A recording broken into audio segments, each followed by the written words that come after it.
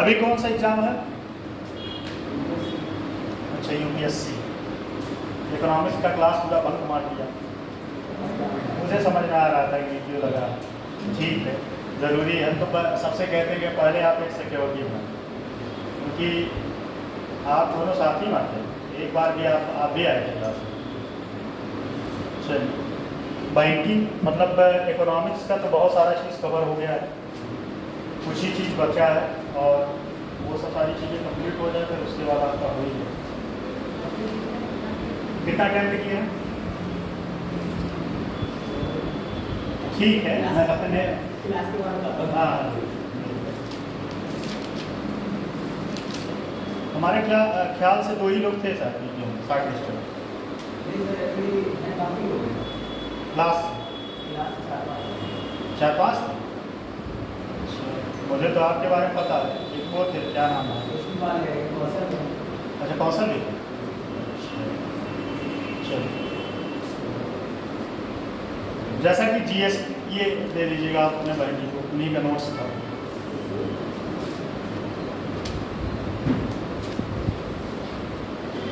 Physics पढ़ेंगे कि नहीं आप?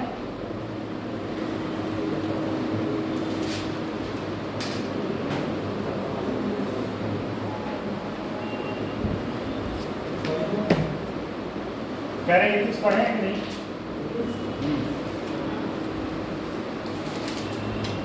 एक बात मेरा जीवन में याद रखिएगा, देखिए तैयारी करने का 2 तरीका होता है। एक होता है कि आप सिलेबस पूरा कंप्लीट करें। नहीं, हाँ, किससे पढ़े थे आप? अच्छा, ये पढ़ाए थे पूरा एथिक्स पढ़ाए? अच्छा, पूरा कंप्लीट मतलब तब तो बढ़िया पढ़ाए होंगे। अच्छा, ऐसे ही डीएम होना चाहिए जो आपकी क्लास लेते थे। अच्छा, चलिए इस बार यूपीपीसीएस में देखिएगा कितना मेरा मैच मिलता है। नोट्स तो मैंने बहुत अच्छे से बनवाया था। नोट्स है कि नहीं आपके पास? चलिए, देखिए जीएसटी जो है,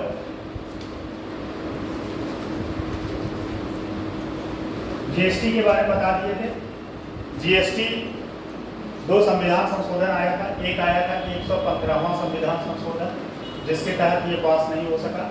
फिर दूसरा कौन सा आया था? 122वां संविधान संशोधन, जिसके तहत ये पास हुआ और बना कौन सा कानून? 101वां संविधान संशोधन कानून। ठीक, 101वां संविधान संशोधन कानून बना। लागू कब हुआ था? जीएसटी कब लागू हुआ था? 1 जुलाई 2017। 1 जुलाई 2017 को जीएसटी लागू हुआ था। क्या हुआ?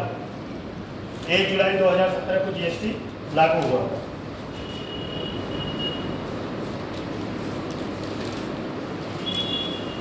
जीएसटी के कितने स्लैब रेट बताए थे? 4 बताए। कौन कौन बता सकता है 4? कितना कितना था? कितना? 5, 12 और 18 और 28। ठीक, ये बताए थे। ये भी बताए थे कि जीएसटी में कौन 2 चीजें बाहर, बताइए आपको पता है? पेट्रोलियम मार्केट पे डिसाइड करता है और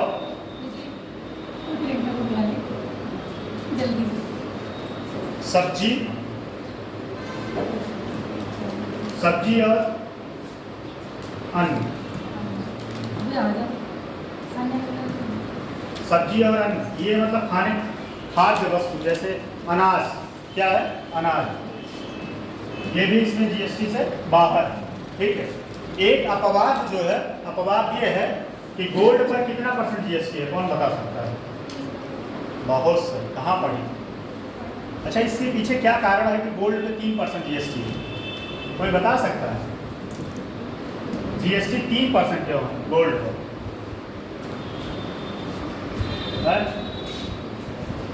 देखो, इसका कारण ये है, गोल्ड पर जीएसटी 3% एक तरीके से कह सकते हैं अपवाद भी है, एक तरीके से। ये जीएसटी इसलिए देखा गया गोल्ड पे क्योंकि जो गरीब तबके के व्यक्ति शादी ब्याह और सब सारी चीज़ों में तो क्या करते हैं भाई, शादी में क्या करते हैं, गोल्ड देते हैं। लेकिन इसका मिसयूज अमीर वर्ग उठाता है। क्या करता है, अमीर वर्ग, क्योंकि उसके पास पैसे ज़्यादा है तो गोल्ड में अपना क्या करता है, गोल्ड खरीद के रख लेता है और उसका जो है पैसा करेंसी रखने से अच्छा है कि गोल्ड रख ले। जीएसटी में 3% जीएसटी लगाने के पीछे कारण ये रहा क्योंकि जो गरीब तबके के लोग हैं उनके एफोर्ड में गोल्ड आ जाए, मतलब वो गोल्ड का खरीद सके। पता चले उस पर जीएसटी ज़्यादा लग जाएगा तो सब सारी चीज़ें नहीं खरीद पाएंगे। कुछ जैसे भोग विलास की वस्तुएं हैं उस पर सबसे ज़्यादा जीएसटी है, जैसे शराब, ठीक है, कोल्ड ड्रिंक, इन सब चीज़ों पे क्या है, जीएसटी सबसे ज़्यादा है। कितना परसेंट, 28%। और एक बात और है, जीएसटी बताए थे, जीएसटी परिषद की अध्यक्षता कौन करता है, बताइए, जीएसटी परिषद की अध्यक्षता फाइनेंस मिनिस्टर कौन करता है, वित्त मंत्री, वित्त मंत्री। अच्छा एक चीज बताइएगा, जीएसटी परिषद का सदस्य कौन होता है, सदस्य कौन होता है, और राज्य सरकार के जो वित्त मंत्री होते हैं, ठीक है, वो क्या होते हैं, इसमें सदस्य होते हैं जीएसटी में। ठीक, जीएसटी जब लागू किया गया था, और एक चीज मैंने और बताया, सबसे पहले जीएसटी कहाँ लागू किया गया था, सबसे पहले कहाँ लागू किया गया था, फ्रांस में। सबसे पहले फ्रांस में लागू किया गया। लगभग अभी तक जीएसटी कितने हैं, कितने देशों में, लगभग 150 से ज़्यादा, 150 से ज़्यादा। ये फैक्ट याद रखिएगा, सबसे पहले कहाँ लागू हुआ था, जीएसटी फ्रांस में लागू हुआ था। और एक बात और, जब जीएसटी आया था तो सरकार ने क्या कहा था कि 5 साल तक जितने भी राज्य हैं अगर उनको नुकसान हो रहा है तो 5 साल तक उनका 100% वहन करें, जो भी उनका नुकसान हो रहा है। अगर वो राज्य सरकार से जो भी अपना कर लगा के असूलते थे, मान लो अगर वो 10,000 करोड़ असूलते थे, 10,000 करोड़, अगर उनका नुकसान हो रहा, बाद में जीएसटी लागू होने के बाद अगर वो 8,000 करोड़ असूल रहे हैं तो क्या करेगा सरकार, जो है 2,000 करोड़ का क्या करेगा, मदद करेगा। सरकार क्या करेगा, मदद करेगा। लेकिन इसका बुरा परिणाम क्या होगा, कोई बता सकता है, कोविड आ गया। अब कोविड आ गया तो बहुत सारी राज्य सरकार वैसे भी नहीं पा रहे थे, और सरकार जो है पा तो नहीं रहे थे, ये लोग वसूल नहीं पा रहे थे, तो राज्य सरकारों ने कहा कि जीएसटी का जो टर्नओवर है, मतलब जो पीरियड है उसको बढ़ाया जाए। 2017 से 5 साल तक कब तक होगा, 21-22 तक होगा। तो बहुत सारे राज्यों का डिमांड था कि जीएसटी को जो 5 साल किया गया था उसको बढ़ा के 2-4-5 साल और दिया जाए, लेकिन केंद्र सरकार मानने को तैयार नहीं हुआ। तो ये जीएसटी के बारे में सारी बातें थी, ये फ्लो चार्ट बनाए थे ना आप लोग। और एक चीज़ जैसा कि बताया है क्या नाम है भरत जी, कि पेट्रोल, ये बात सही है, पेट्रोल जीएसटी के दायरे में नहीं है, लेकिन पेट्रोल किस में है, पेट्रोल कौन डिसाइड करता है, मार्केट पे डिसाइड होता है पेट्रोल।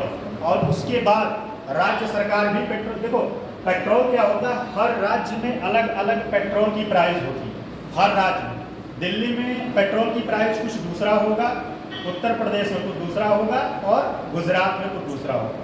तो इससे क्या सिद्ध होता है, इससे क्या पता चलता है, इससे पता चलता है कि पेट्रोल की प्राइस आज भी जो है राज्य सरकार ज़्यादा डिसाइड कर रही है। क्या डिसाइड कर रहा है, राज्य सरकार कर रहा है। बात समझ में आया। एक और है SEZ, आप लोगों ने सुना है ना, SEZ, इसका फुल फॉर्म कौन बता सकता है, SEZ, ये इकोनॉमिक्स का ही टॉपिक है। हाँ, इसको बोलते हैं special economy zone, special economy zone. ये कब आया था, ये विधेयक कब आया, 2005 में ये आया था और 2006 में लागू हुआ। कब हुआ था, 2006 में। अच्छा, इससे फायदा क्या होगा, फायदा क्या होगा, कोई बता सकता है, स्पेशल एक आर्थिक जोन जो था उससे क्या फायदा होगा, सरकार को क्यों जरूरत पड़ा इसको बनाने के पीछे, कोई बता सकता है।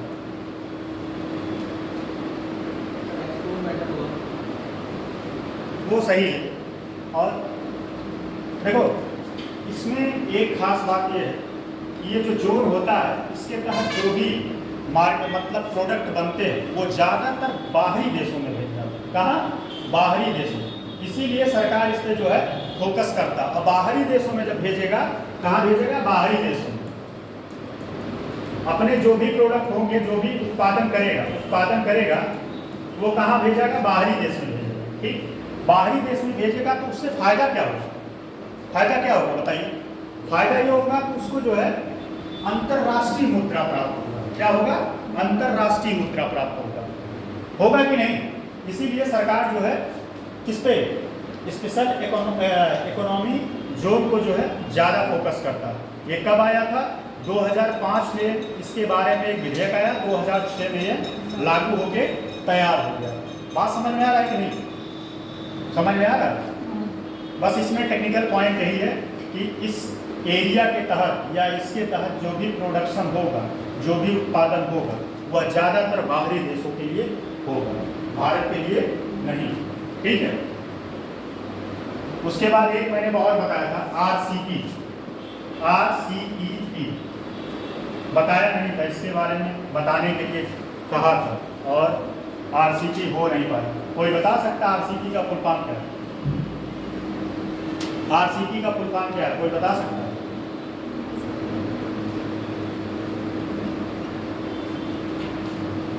बताइए, जो कि भारत इससे बाहर हो गया। रीजनल RCEP का फुल फॉर्म ये जो मैं थोड़ा सा हिंट दे रहा हूँ, ये जो आसियान शिखर सम्मेलन हुआ था, ये उसी के तहत इसका कॉन्सेप्ट आया था। सन 2011 में आसियान शिखर सम्मेलन हुआ था। क्या हुआ था 2011 में? 19वां कौन सा? 19वां आसियान शिखर सम्मेलन हुआ था। क्या हुआ था? आसियान शिखर सम्मेलन। अच्छा, आसियान में बता सकता है कौन कौन देश है? और भी देश है। आसियान शिखर सम्मेलन 2019 में आया। ठीक है। मेरा क्वेश्चन ये है कि RCEP का फुल फॉर्म पहले बताओ। कौन बता सकता है? थोड़ा दिमाग लगाइए, बताइए, दिमाग दौड़ाइए, क्या हो सकता है फुल फॉर्म? कुछ तो हद तक पहुंच रहे हैं आप, लेकिन एक मिस्टेक कर रहे हैं। ये रीजनल तो होगा, ठीक है, रीजनल। इसका क्या होगा? कॉम्प्रिहेंसिव। क्या होगा? कॉम्प्रिहेंसिव। और इसका इकोनॉमी देख लो, regional, comprehensive, economic, partnership, P से पार्टनरशिप।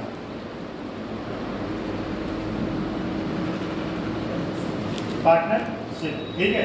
इसका विचार सबसे पहले सन 2011 में आसियान शिखर सम्मेलन में आया था। आसियान शिखर सम्मेलन। और इसमें उस टाइम कितने टोटल देश थे? जो कि भारत इससे बाहर हो गया। भारत इसके पीछे बाहर होने के पीछे कई कारण हैं। अभी मैं उस कारण पे नहीं जाऊंगा।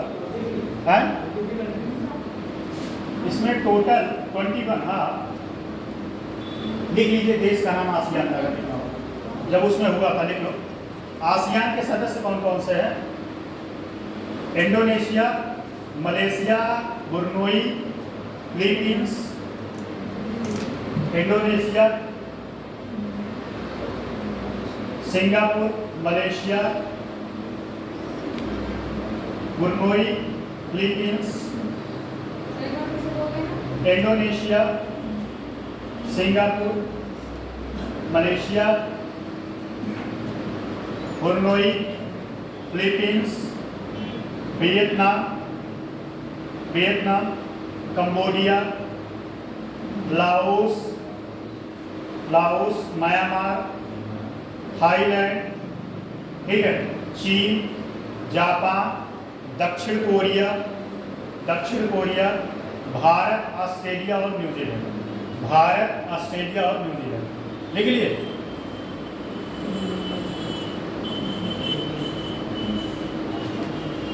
Bharat, Philippines, Vietnam, Cambodia, Laos, Myanmar, Thailand, चीन, जापान, दक्षिण कोरिया, भारत और ऑस्ट्रेलिया, न्यूजीलैंड।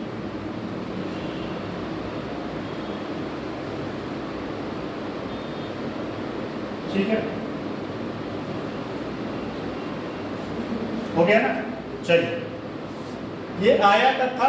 2011 में आसियान शिखर सम्मेलन में इसके बारे में विचार किया गया। किसके बारे में?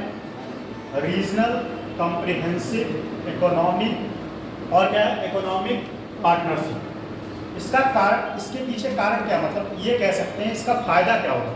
फायदा ये होगा कि जो भी आसियान देश होंगे वह फ्री ट्रेड करेंगे। क्या करेंगे? फ्री ट्रेड करेंगे, आपस में एक दूसरे से कोई भी व्यापार करेंगे, चाहे वह टेक्नोलॉजी का हो और चाहे वह वस्तु का हो, चाहे वह टेक्नोलॉजी का हो और चाहे वह वस्तु का हो, थिंग्स का हो। वो क्या करेंगे? फ्री करेंगे, फ्री में। ठीक है, फ्री में व्यापार करेंगे ये जितने आसियान देश हैं आपस में एक दूसरे से। अच्छा, फ्री ट्रेड करने के पीछे फायदा क्या होता है? कभी आपने सोचा फ्री ट्रेड करने के पीछे क्या फायदा होता है? क्या फायदा होता है?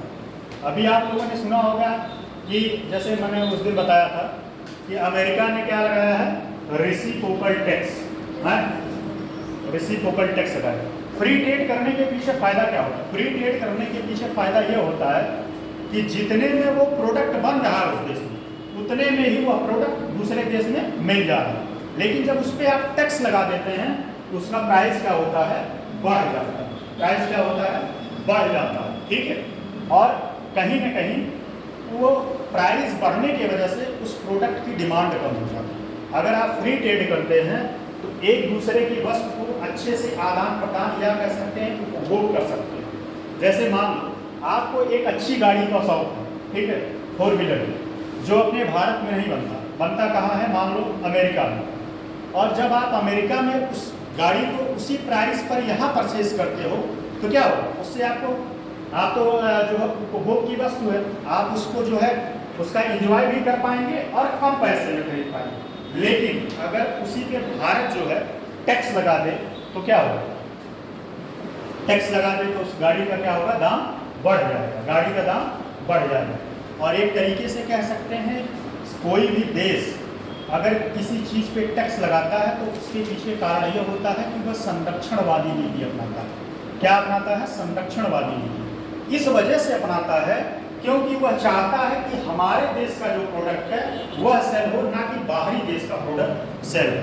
ठीक है, तो आरसीईपी के तहत जो समझौता होने वाला था जिसमें भारत नहीं है, ठीक है, भारत 2019 में इसमें हस्ताक्षर नहीं किया, 2019, ठीक है, भारत इसमें हस्ताक्षर नहीं किया।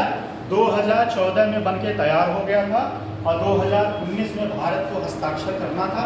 मोदी जी ने अपना कदम पीछे कर दिया। ऐसा नहीं है कि भारत में मोदी जी जो है घबरा गए, घबरा नहीं। उनका मंतव्य ये था कि चाइना हमसे ज़्यादा टेक्नोलॉजी में, ठीक है, बात समझिएगा, आरसीईपी के बारे में लिखवा दूँ, चाइना टेक्नोलॉजी के मामले में हमसे ज़्यादा सामर्थ्य है, ऑस्ट्रेलिया के पास ज़्यादा सामर्थ्य, न्यूजीलैंड, जो भी और देश हैं हमसे ज़्यादा क्या है टेक्नोलॉजी के मामले में एक्टिव है, ज़्यादा उनके पास है। वो कोई प्रोडक्ट बनाएंगे तो हमारे देश में क्या होगा? वो सस्ते में आ जाएगा। क्या होगा? अगर फ्री ट्रेड करेंगे तो जो प्रोडक्ट ऑस्ट्रेलिया में बन रहा है वह कम प्राइस पे बन रहा है। फॉर एग्जांपल मान लो मैंने कल लिया था बाइक का लिया, किसका लिया था? बाइक का, ठीक है। कोई एक अच्छी बाइक है, मान लो किसी का इमेजिन कर लो आप, जो भी कर पाते हो, और सा कर कोई बाइक होता है, कौन सा अमेरिकन बनती, कौन बाइक का नाम? चलो आरडी ले लेते, ठीक है, आरडी। अमेरिका में एक आरडी बाइक बनती है, ठीक है, बाइक बनती है, उसका अगर फ्री ट्रेड हुआ, अमेरिका नहीं, हम बात कर रहे हैं चीन का, ठीक है, चीन की बात करते हैं। अब एग्जाम्पल समझाने के लिए आप बता दीजिए। हाँ, ठीक है, ये भी बात सही है। जैसे चाइना में एक बाइक बनता है, उसका नाम है आरडी, ठीक है, आरडी, और एक बाइक अपने भारत में बनता है, उसका नाम है पीके, ठीक है। दोनों का सेम फीचर क्या है? दोनों का सेम फीचर है। जो इस आरडी में जो जो फैसिलिटी है वही फैसिलिटी आपके पीके में है, वही फैसिलिटी आपके पीके में। और ये लिंक करिएगा फ्री ट्रेड का कॉन्सेप्ट, इसमें क्या नुकसान होगा। अगर यह चाइना का बाइक टोटल सारा कास्ट मिला के 70,000 पड़ता है, कितना पड़ता है? 70,000 रुपये, क्योंकि उसके पास टेक्नोलॉजी ज़्यादा है, ठीक है, टेक्नोलॉजी ज़्यादा है, इस वजह से वो क्या कर रहा है, इस बाइक को बनाने में टोटल खर्चा कितना आ रहा है? 70,000। लेकिन आपका वही बाइक बनाने में कितना आ रहा है? 90,000 खर्चा आ रहा है। कितना आ रहा है? 90,000 खर्चा आ रहा है। अब बताइए, सेम फीचर है, कोई भी परिवर्तन नहीं है दोनों बाइकों। एक बाइक है 70,000 की जो चाइना से आ रहा है आपके देश में, और एक बाइक है पीके जो आपके यहाँ बन रहा है 90,000। तो आप कौन सी बाइक लेना प्रेफर करेंगे? कौन सी बाइक लेना प्रेफर करेंगे? स्वाभाविक सी बात है कि आप 70,000। इससे क्या होगा? आपके उद्योगपतियों का मनोबल डाउन हो जाएगा।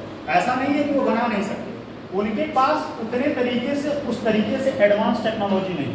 वो कुछ प्रोडक्ट को ऐसा है, कुछ पार्ट को ऐसा है कि जो बाहरी देशों से उनको मंगाना पड़ रहा है, इस वजह से उस बाइक का कास्ट बढ़ जाए। कोई घाटा लगा के तो बिजनेस करेगा नहीं, घाटा लगा के बिजनेस करेंगे। फ्री ट्रेड में यही था कि पता चले कोई बाहरी देश की वस्तु में हमारे देश में आके डंप हो जाए, जिससे हमारे देश की वस्तु में क्या होगी, धीरे धीरे मार्केट से बाहर होने लगेगी। और जब मार्केट से बाहर होने लगेगी तो क्या होगा, उद्योगपति जो होंगे ना, धीरे धीरे उनके मन क्या होगा, मनोबल डाउन होगा। भाई हमारी वस्तुएं बिक नहीं रही हैं, हम क्यों बनाएं? इसी वजह से भारत जो है आरसीपी में सिग्नेचर नहीं किया, क्योंकि चाइना की वजह से। और एक चीज़ और बता दूँ, जैसे रबड़ का उत्पादन सबसे ज़्यादा कहाँ होता है? रबड़ का उत्पादन सबसे ज़्यादा होता है कहाँ? इंडोनेशिया। भारत में भी कुछ जगह होता है, भारत में कहाँ होता है कौन बताया है? केरल कर्नाटक दोनों एरिया में थोड़ा बहुत होता है। तो पता चले आप इंडोनेशिया का रबड़ जो आ रहा है वो सस्ते में मिल जा रहा है, और आपके भारत का रबड़ महंगे में मिल रहा है, तो आप क्यों अपने देश का लेना चाहेंगे? इसी वजह से भारत जो है कहीं न कहीं अपने उद्योगपति या किसानों को बचाने के लिए आरसीपी में सिग्नेचर नहीं किया। आरसीपी का कॉन्सेप्ट समझ में आ गया कि नहीं? बताइए, समझ में आया कि नहीं? चलिए आरसीपी के बारे में लिख लीजिए, ये टॉपिक कंप्लीट है, यही लास्ट टॉपिक था। और कौन सा टॉपिक चल रहा था? टॉपिक बताओ, कौन सा टॉपिक चल रहा था? जो नहीं बता पाया, कौन सा टॉपिक चल रहा था? पता चले पूरा रामायण खत्म हो गया, सीता कौन है यही नहीं पता है। कौन सा टॉपिक चल रहा है? कौन सा टॉपिक चल रहा है? आपने समझाया वाली बात। ये पूरा चैप्टर का नाम बताओ क्या है, जो चैप्टर चल रहा था? बात रे, उठक बैठक कराने वाली बात क्या हुआ?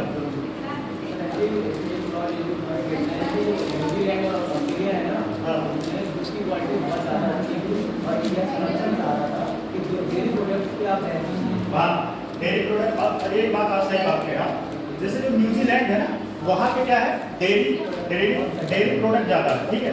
पता चले वहाँ की वस्तुएं आके भारत में डंप होना शुरू हो जाए।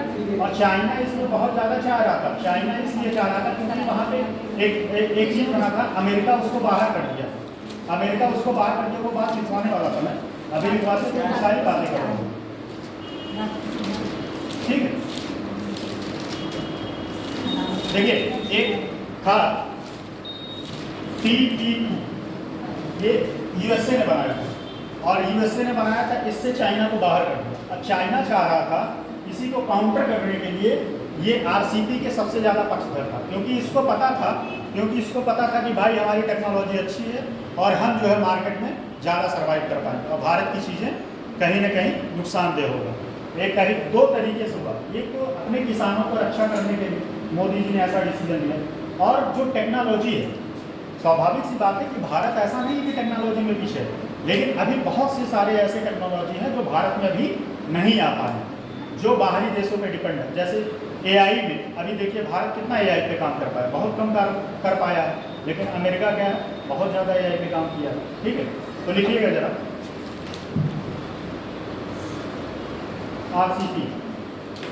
RCEP को नवंबर 2011 में ये मेंस में क्वेश्चन आया हुआ है, ठीक है। RCEP को नवंबर 2011 में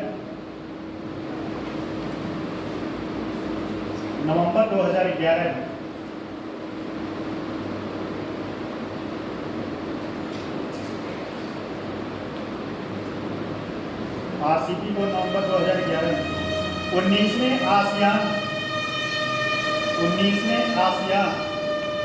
ऐसे लिखिएगा, आसियान 19वें आसियान सम्मेलन में प्रस्तावित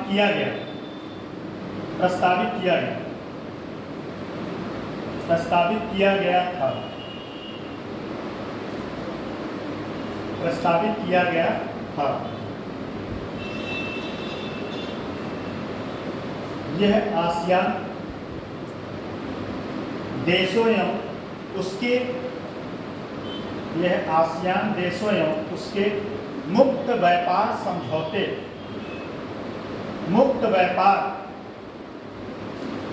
नहीं लिखेगा, मुक्त व्यापार साझेदारों के बीच एक समझौता है। इस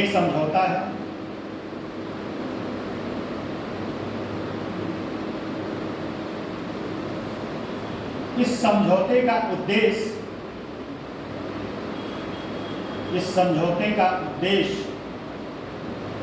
वस्तु एवं सेवा के व्यापार,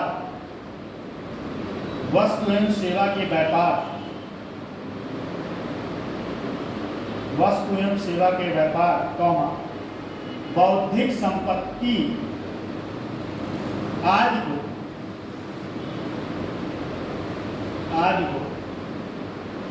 सम्मिलित करने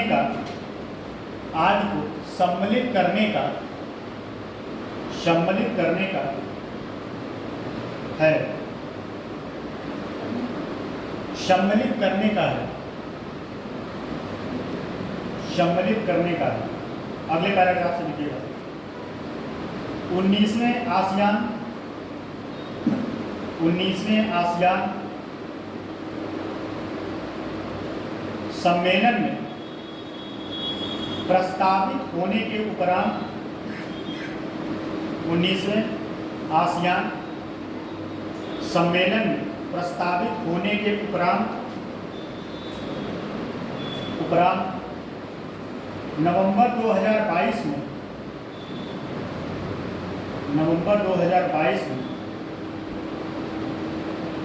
कंबोडिया में हुए 21वें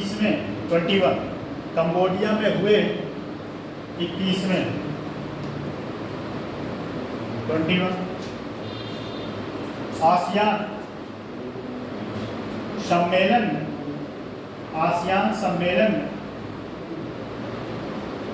सम्मेलन में इस पर बातचीत शुरू हुई। पैराग्राफ चेंज करके, आसियान के सदस्य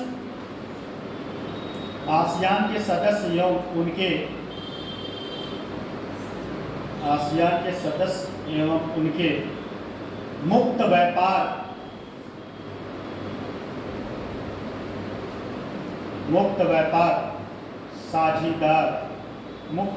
साझेदार पार्टनरशिप।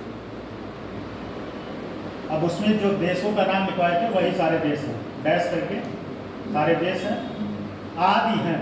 उन देशों का एक दो नाम देखिए, उसके बाद लिख लीजिए आदि हैं, मतलब आदि नहीं है, ये फिक्स होते हैं देश है। ठीक है, अब नीचे लिखेगा RCEP का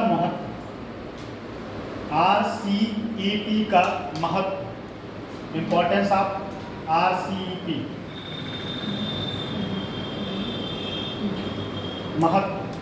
इंपॉर्टेंस ऑफ RCEP की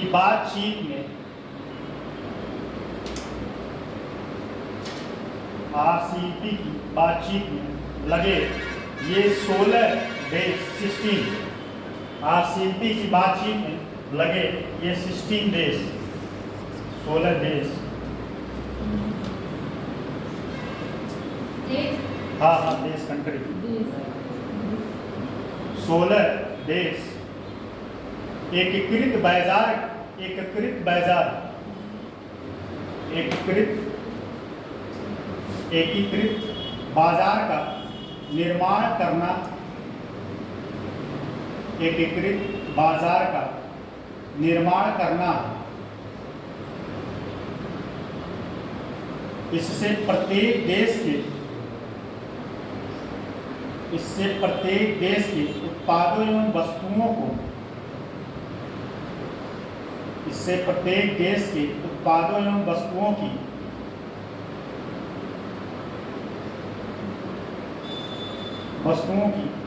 पूरे क्षेत्र में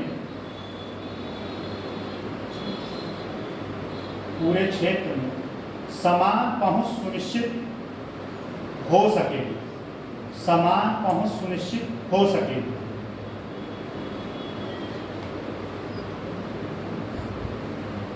इसके विचार विमर्श निम्न बातों पर केंद्रित है। इसके विचार विमर्श निम्न बातों पर केंद्रित है। लिखिएगा, वस्तु एवं सेवाओं का व्यापार, वस्तु एवं सेवाओं का व्यापार, कॉमा निवेश, कॉमा बौद्धिक संपत्ति। अच्छा, बौद्धिक संपत्ति क्या होता है? हाँ, इंटेलेक्चुअल। जैसे कोई एग्जांपल बताइए। पुस्तक लिखी है तो उसके लायक हो गया, रॉयल्टी हो गई, कॉपीराइट हो गया। जैसे आपने कोई मान लो सॉफ्टवेयर डेवलप किया तो ये सब क्या है? पेटेंट हो गया उसका। हाँ, तो ये पेटेंट, ये क्या होता है? इंटेलेक्चुअल, जो आपने अपने बौद्धिक क्षमता से आपने उस चीज़ को बनाया। ठीक है। बौद्धिक संपत्ति, विवाद निवारण,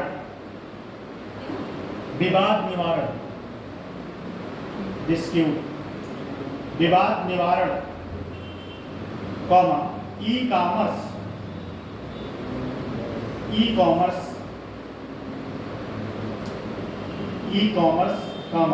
छोटे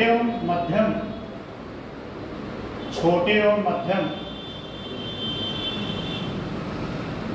उद्यम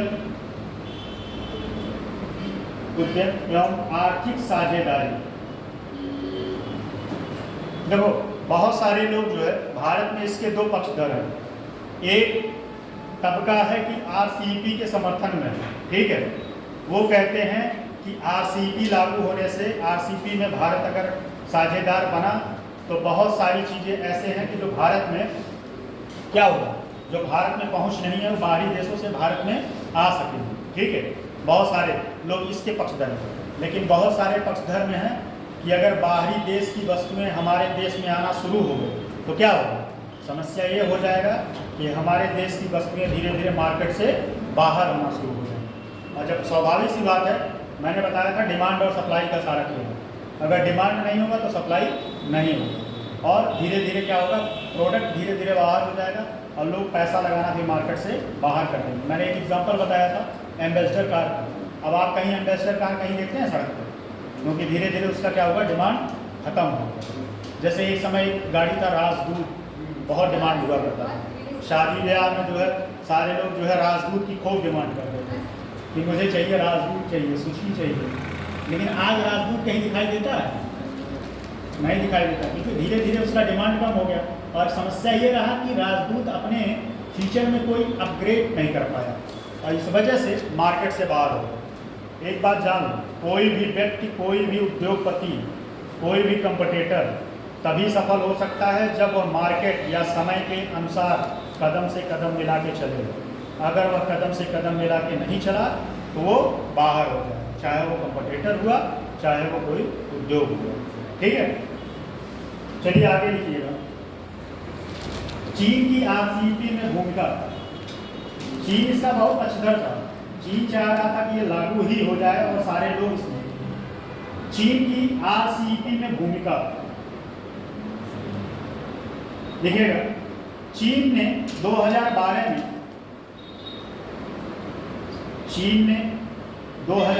में आरसीईपी के गठन हेतु आरसीईपी के गठन हेतु काफी जोर लगाया था। चीन ने 2012 में आरसीईपी के गठन हेतु काफी जोर मतलब काफी उसने प्रयास किया था। जोर या प्रयास दोनों बात में सकते हैं। जोर या प्रयास किया था, जोर लगाया था ताकि उस समय के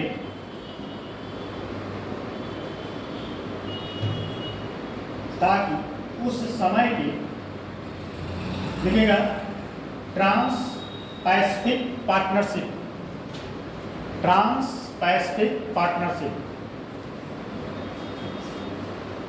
ब्रैकेट में लिखिएगा टीपीपी और जो है अमेरिका जो है चाइना को इससे बाहर कर दिया। चाइना चाह रहा था कि आरसीईपी जो है लागू हो जल्दी से और हम इसमें सबसे बड़ा मेन बने, कप्तान बन जाए, बाकी सारे लोगों को रेगुलेट करेगा। तो इसको काउंटर करने के लिए आरसीईपी का एक खूब समर्थन कर रहा था कि आरसीईपी जल्दी से शुरू हो। तो लिखिएगा ट्रांस पैसिफिक पार्टनरशिप ब्रैकेट में टीपीपी ब्रैकेट क्लोज नामक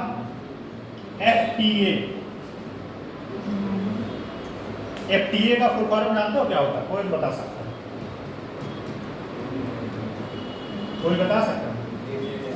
फ्री ट्रेड एग्रीमेंट।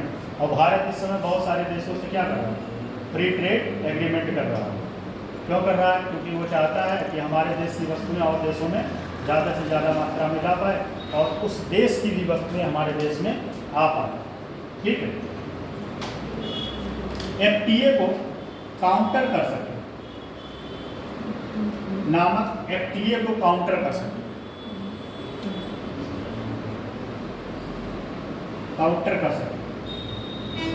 बोलेगा यूएसए के नेतृत्व में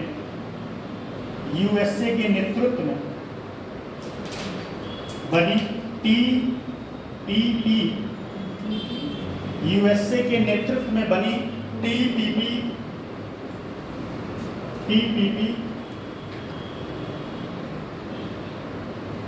में चीन को शामिल नहीं किया गया था।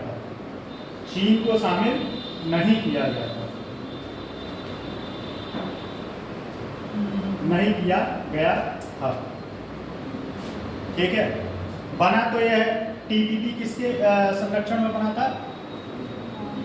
अमेरिका के। लेकिन बाद में डोनाल्ड ट्रंप महाराज जी जो है वो अभी इससे बाहर हो गए, कहे हमको भी नहीं रहना, बाद में वो भी इससे बाहर हो गए। तो ये धीरे धीरे बहुत कमजोर पड़ गया। ठीक है, देखिएगा नीचे से पैराग्राफ चेंज करते 4 नवंबर 2019 को भारत में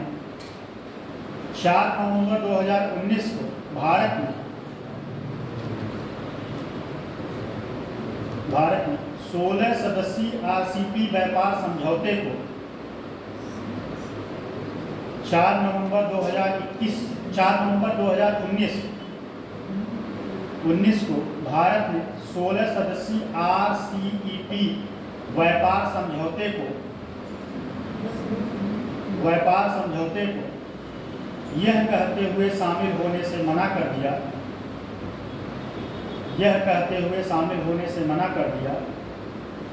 कि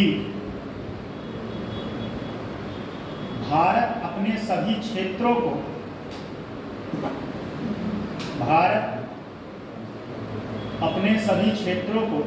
वैश्विक प्रतिस्पर्धा के लिए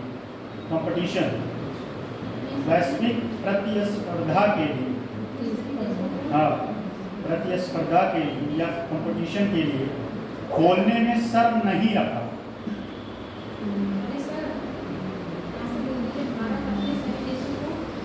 अपने सभी क्षेत्रों को, देशों को नहीं, सभी क्षेत्रों को वैश्विक प्रतिस्पर्धा के लिए खोलने में शर्म नहीं रहा। खोलने में मतलब शर्म नहीं कर रहा, ये लिखिएगा, शर्म नहीं कर रहा, लेकिन यह ऐसे प्रतिफल के लिए, लेकिन यह ऐसे प्रतिफल के लिए, लेकिन यह ऐसे प्रतिफल के लिए उठाया गया कठोर कदम है, कठोर कदम है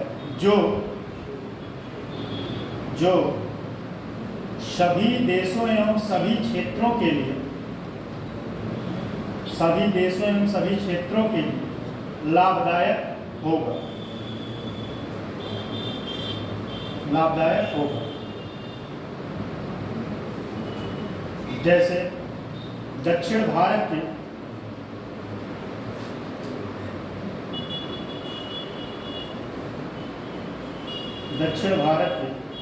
बागवानी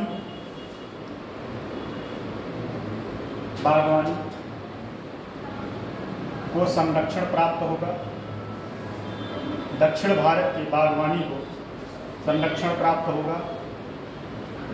अगर दक्षिण भारत की बागवानी को नहीं तो पता चले कि और सारे देशों जैसे मलेशिया, इंडोनेशिया, यहाँ से भारत में बहुत सारे मात्रा में प्रोडक्ट आ जाएंगे, बागवानी की फसलें आ जाएंगी, तो भारत में क्या होगा, बागवानी या कह सकते हैं बहुत सारी चीज़ें बाहर हो जाएंगी। क्या लिखे?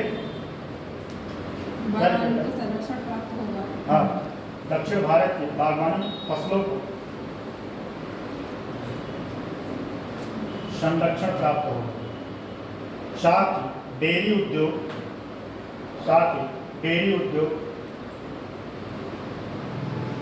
उद्योग को भी सहूलियत मिल सकेगी, डेयरी उद्योग को भी सहूलियत मिल सकेगी, डेयरी उद्योग को भी सहूलियत मिल सकेगी। ठीक, ये रहा आरसीपी। आरसीपी का थीम क्या समझ में आया? क्या समझ में आया बताइए? आरसीपी का थीम क्या समझ में आया? आप बोलिए, आप कहें उनको बता दीजिए। शर्माना नहीं चाहिए, बोलेंगे तो कॉन्फिडेंस बढ़ेगा। हैं? पूछिए, बताइए क्या? अच्छा, क्वेश्चन नहीं समझ। आरसीपी लागू होने से या आरसीपी से जो बाहर हुआ, इससे क्या लाभ होने वाला, किसको लाभ मिलने वाला?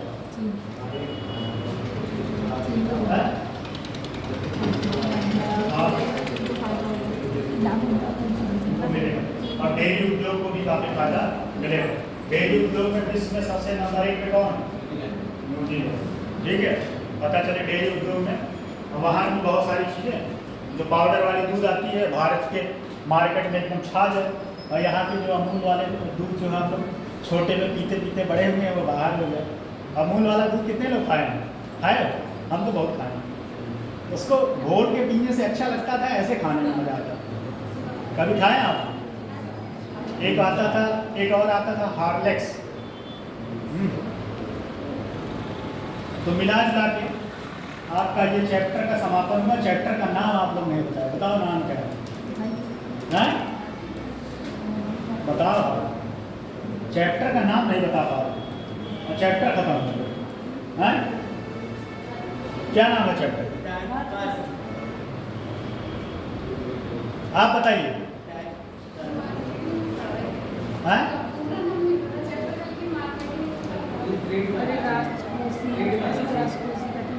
मनी मार्केट पढ़ा रहे।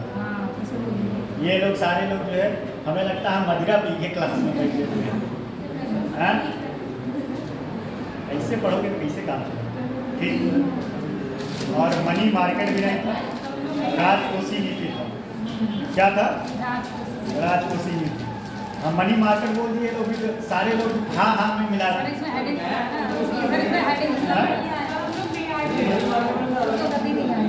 राजकोषीय नीति पढ़ रहे थे, और राजकोषीय नीति में हमने सारा चीज़ कवर किया। ठीक, आप लोग नहीं आए थे तो हम क्या करें। चलिए, तो मिला जुला के कोर इकोनॉमिक्स जो है हमारे तरफ से जितना कोर इकोनॉमिक्स था वो कंप्लीट हो। ठीक, आप लोग क्या क्या पढ़े बताइए? एक सीक्वेंस ऑर्डर में बताओ क्या क्या पढ़े। कोर इकोनॉमिक्स पता है, इन लोगों को सारा कंप्लीट किए कोर इकोनॉमिक्स। जल्दी बताओ, मैं खड़ा करके पूछूंगा। हैं? चलिए आप ही खड़े होके बताइए। नहीं बताइए, जितना याद हो उतना तो बताओ कम से कम। नहीं दावत में थी तो हमारे लिए दावत नहीं, जितना याद हो उतना बताओ। क्या कर नहीं कोई मान, ठीक है। अभी मैं ये पूछ रहा हूँ, कोई अधिकारी यहाँ पे आके अब पूछ ले कि आप लोगों ने इकोनॉमिक्स में क्या क्या पढ़ा, तब तो फिर मेरा क्लास लगा देंगे। खड़े होके बताइए आप जितना आपको पता है।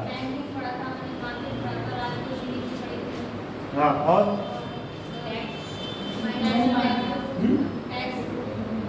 वो आ गया राजकोषीय नीति में आ गया, टैक्स राजकोषीय नीति में आ गया। बताइए। देखिए लगभग आपका देखा जाए तो कम से कम 12-13 चैप्टर हम कंप्लीट किए। सुनिए, नेशनल पहले तो हम पढ़ाए भारत के अर्थव्यवस्था का विकास कैसे कैसे होगा, ये टॉपिक कंप्लीट हुआ।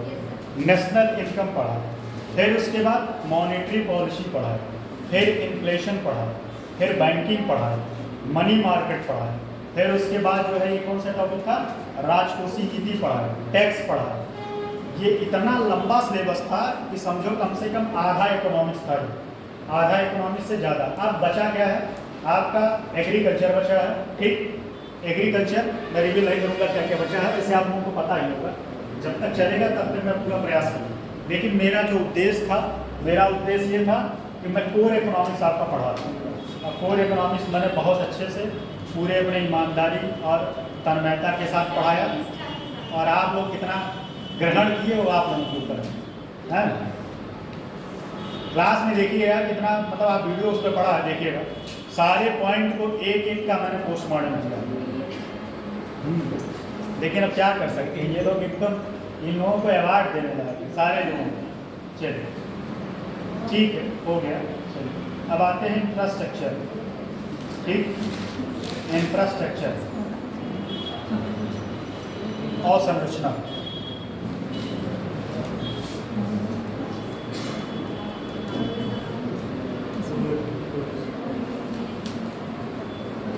और संरचना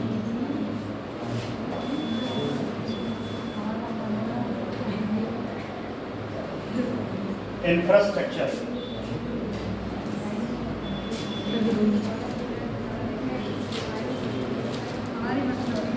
सही लिखा है ना, सही। इंफ्रास्ट्रक्चर सही, इंफ्रास्ट्रक्चर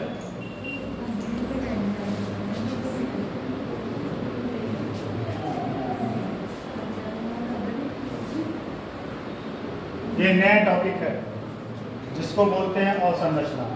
और एक चीज ये कह सकते हैं, ये इकोनॉमिक्स का रीढ़ होता है, अर्थशास्त्र का रीढ़ होता है इंफ्रास्ट्रक्चर। अगर यह ना हो तो किसी देश की इकोनॉमी ग्रोथ नहीं कर सकती। एग्जाम्पल बताएं कैसे, बिजली, पंखा और ये बिल्डिंग ना होती तो क्या यहाँ पे क्लास पॉसिबल था? है बताइए, इसमें हंसने वाली बात नहीं है, सीरियस बात है। सड़क ना होती तो क्या आप लोग यहाँ इस क्लास में आ पाते हैं? आ पाते? तैर क्या थे? कौन आता तैर के भाई? लाभ आज 100% नहीं आता, 100%। इसीलिए टाइम कैपेसिटी बढ़ जाती है और लॉजिस्टिक कॉस्ट बढ़ जाती है, लॉजिस्टिक कॉस्ट। इसीलिए इंफ्रास्ट्रक्चर को अर्थशास्त्र का ऋण कहा जाता है, ये बात जान। जैसे उसमें ये भी है कि इकोनॉमिक्स को भी कहा, एग्रीकल्चर को भी कहा जाता है। लेकिन अगर आज दुनिया कोई भी देश अगर अच्छे से अपने देश का डेवलपमेंट कर पा रहा तो उसके पीछे सबसे बड़ा रीज़न क्या है कि वहाँ का इंफ्रास्ट्रक्चर अच्छा है। कोई भी देश, अब एक एग्जांपल और देके समझा रहा हूँ, मैं यहाँ कैसे आता हूँ? अगर मैं यहाँ पैदल आता तो शायद ये क्लास ख़त्म हो जाता, तब भी मैं यहाँ पहुँच पाता इलाहाबाद से। हैं? आता तो पहुँच पाता है यहाँ पे? बताओ, इलाहाबाद से यहाँ तक की दूरी कम से कम कितना होगा? मान के चलो 400 किलोमीटर। अगर मैं, आप सोचिए, मैं पर डे अगर 20 किलोमीटर चला, पर डे 20 किलोमीटर, तो बताओ जल्दी से कोई मैथ वाला बताए 500 किलोमीटर हम कितने दिन में तय करें? हैं? 25 25 दिन 25 दिन में कवर करना चाहिए। सर जब हमारी क्लास और हो जाती है नहीं जी, 25 दिन में कहाँ, 10 दिन में तो हम 10 दिन में 200 किलोमीटर आते हैं। हाँ 100 किलोमीटर अपना होगा 5 सही सही और बात। कदम के साथ मतलब 25 दिन, सोचिए 25 दिन में हम आते तब तक पता चलता कि आपका क्लास ओवर हो जाता। क्लास क्या होता, और एक चीज़ और नहीं बताया ना, 25 दिन मुझे जाने में भी तो लगता। जब हम आए तो 25 दिन हमको जाने में भी तो लगता। पता चले वहाँ 25 दिन हमको जाने में लग गया इलाहाबाद। फिर उसके बाद वहाँ पहुँचे ही कि 2-3 माह के चलिए 1 महीने बाद फिर से आ गया कॉल या आप आइए। अब मैं 25 दिन फिर से आता पैदल पैदल झोला वाला लेके। पहले साधन नहीं थे, तभी तो पैदल ही जाते थे लोग। बात को समझिए, मजाक में इसलिए समझा रहे हैं कि ये बहुत इंटरेस्टिंग टॉपिक है इंफ्रास्ट्रक्चर, और बहुत बोरिंग है दोनों चीज़ें, ठीक है। तो इसलिए समझिए कि ये अगर ये इंफ्रास्ट्रक्चर ना होता तो सारी चीज़ें, बहुत सारी चीज़ें पॉसिबल नहीं होती। जैसे कि आपके यहाँ गन्ने की खेती खूब होती है, वो इंफ्रास्ट्रक्चर होने की वजह से, या कह सकते हैं ट्रैक्टर टाली उपलब्ध होने की वजह से और ये मिल होने की वजह से आपको इनकम हो रहा है। नहीं पता चले आप खेत में गन्ना काटे और सर पे लेके धो के मिल तक जाते, 10 बोझ लेके जाते, दूसरे बार कहते भाई अब हम गन्ना की खेती नहीं कराएंगे, जो भी हो गया, ठीक है। तो इसमें 2 तरीके से देखिएगा, एक है इकोनॉमी इंफ्रास्ट्रक्चर, एक है इकोनॉमी इंफ्रास्ट्रक्चर, एक है इकोनॉमी इंफ्रास्ट्रक्चर और दूसरा है सोशल इंफ्रास्ट्रक्चर। सोशल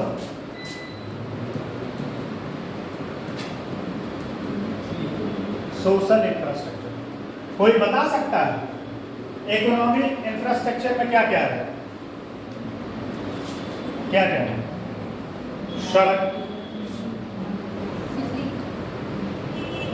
रेलवे और रेलवे, वो कोर सेक्टर मान लीजिए, 8 कोर सेक्टर है नहीं हाँ तो हमारे 8 कोर सेक्टर है मान लीजिए। हाँ, वो 8 कोर सेक्टर की जो बात कर रहे हैं आप, उसमें जो है पेट्रोलियम है, उर्वरक है, तो वो कोर सेक्टर भी इंफ्रास्ट्रक्चर में ही आते हैं, ठीक है। और सबका अलग अलग भारांश है। सबसे ज़्यादा किसका भारांश है बता सकते हैं?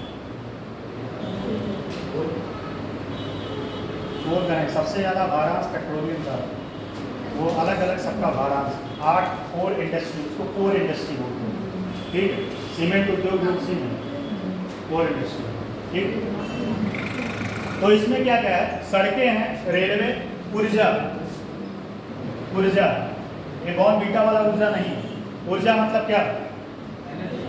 एनर्जी। अब एनर्जी चाहे जैसे, चाहे वो क्या नाम, सौर ऊर्जा हो, चाहे वो बिजली हो, चाहे वो पन बिजली हो, मतलब जो हाइड्रो बोलते हैं, जिसको पानी से उत्पादित किया जाता है, या पवन चक्की द्वारा। भारत में कहीं पवन चक्की द्वारा होता है? हाँ, चलो बताओ। पवन ऊर्जा का उत्पादन किस राज्य में होता है?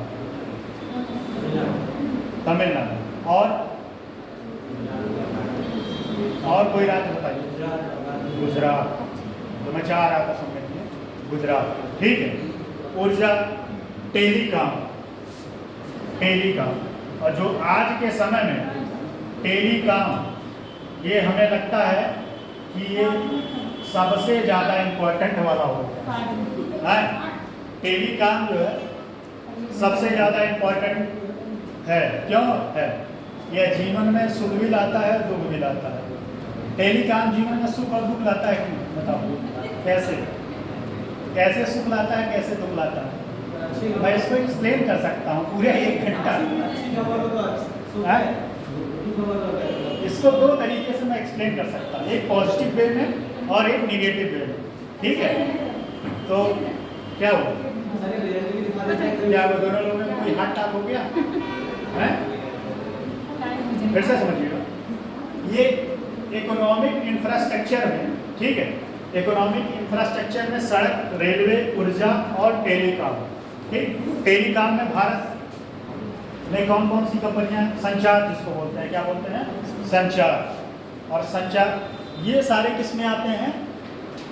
ग्राफ बना लो। कौन बोल रहा है? एक बात बताइए, पढ़ाते समय ये शुरू से ही कॉन्सेप्ट रहा कि पढ़ाते समय मत बोला करिए, उसके बाद बोलिए, ठीक, सड़क रेलवे, इसमें क्या क्या आएगा बताओ, सोशल वाले में क्या क्या आएगा? इसमें आएगा हॉस्पिटल, क्या आएगा? हॉस्पिटल, ठीक, और क्या आएगा?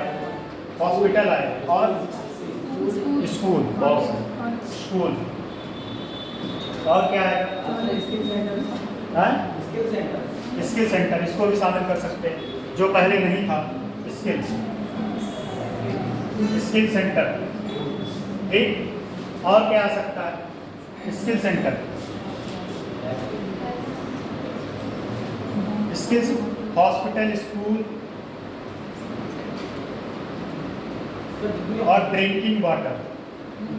सेक्टर आ गया था वही डालनी हाँ, नहीं, सर्विस सेक्टर एक अलग टॉपिक है, इसको मर्ज मत करिए। इंफ्रास्ट्रक्चर अलग टॉपिक है और सर्विस सेक्टर अलग टॉपिक है, ठीक है। तो इसमें क्या आ जाएगा? स्वच्छ पानी, ठीक, और सरकार इस पर खूब फोकस कर रहा है। क्या कर रहा है? खूब फोकस कर रहा है स्वच्छ पानी के लिए। अब भारत का विजन क्या था? हर घर नल। कौन सा टारगेट था? इस सन तक पहुंचा है। 2024 का उसका एक्सपेंड किया गया। अब आगे बढ़ा दो। आप लोगों के यहाँ पानी आया, मेरे यहाँ तो नहीं आया। मेरे यहाँ गांव में टोटी लगा हुआ है, और वो टोटी लग गया है, पानी अभी तक नहीं आया। बड़ा सा नहीं बनाती, टंकी बन रहा है, सर एक दो दिन और वो ग्राम सभा में एक टंकी बन रहा है, हर मतलब बड़ा सा, जिसमें वही सोने वाला जो है हुआ था, बना था, ठीक। तो ये सब सारे आपके इम्पोर्टेंट टॉपिक हैं, जैसे कि ये सब सारे किसमें आएंगे? आपके अवसंरचना में। क्या अर्थव्यवस्था, इनके बिना चलना क्या पॉसिबल है? अर्थव्यवस्था का अगर सड़क ना रहे तो क्या आप एक जगह से दूसरे जगह तक किसी वस्तु को ले जा सकते हैं या स्वयं जा सकते हैं? नहीं जा पाएंगे। फिर रेलवे, रेलवे सबसे पहले भारत में कब चलाया गया था? कौन बताएगा? जल्दी बताइए। और किसके काल में चलाया गया? 1853 दिल आप मत बताइए, मैं जिससे पूछूँ है 1853, एकदम मुझे कुछ नहीं पता, ठीक है। 1853 ये बता रहे हैं। कहाँ से कहाँ के बीच चलाया गया? मुंबई से हाड़े, मुंबई से हाड़े, ठीक। कितने किलोमीटर चलाया गया? कौन बता सकता है? 26 किलोमीटर। 26 करेक्ट है कि 34? 34 34 है, ठीक, 34। किसके काल में चलाया गया था? किसके काल में चलाया गया? Governor general. और इसको चलाने के पीछे कारण क्या था? रेलवे को चलाने के पीछे अंग्रेज सरकार का क्या लॉजिक था? कौन बता सकता है? व्यापार तो सही ही था, एक तो आपने सही बताया, व्यापार बहुत सही, व्यापार। दूसरा आंसर भरत जी ने बहुत राइट आंसर दिया। क्रांति को दबाने के लिए रेलवे का स्थापना किया गया। जैसे क्या था, भारी मात्रा में जो है सैनिकों को ट्रक से ले जाना या किसी गाड़ी से ले जाना टफ था, लेकिन अभी कहीं विद्रोह हुआ और ट्रेन में भर के गए और क्या किए? जैसे फॉर एग्जांपल अभी कहाँ पे हुआ है हमला? कौन बताएगा? जल्दी बताओ। कश्मीर, और नाम क्या उसका? पहलगाम। और भारत का उसको क्या बोला जाता है? स्विट्जरलैंड। भारत का उसको स्विट्जरलैंड बोला जाता है। और वहाँ पे सैनिक जो है कितने देर में? 1 घंटे में पहुँच गए नहीं, 1 से 1.5 घंटे। उसमें बहुत सारी बातें हैं जो मैं नहीं बोलना चाहता, जो आप लोग खुद समझदार हैं, ठीक है।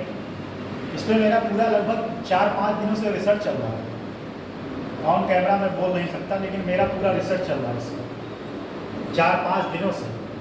इसके पीछे क्या क्या लिंक हो सकता है? छोड़ो, वो क्लास की बातें नहीं है। पाकिस्तान में इलेक्शन है, पाकिस्तान में इलेक्शन है, नहीं, वो सब बातें यहाँ डिस्कस नहीं करते। ये ठीक। तो रेलवे हो गया। रेलवे आपको पता चला, रेलवे से व्यापार करना क्या होगा। और एक बात और बताइएगा, भारत को सबसे ज़्यादा रेलवे में किससे पैसा आता है? पैसेंजर से कि माल ढुलाई से?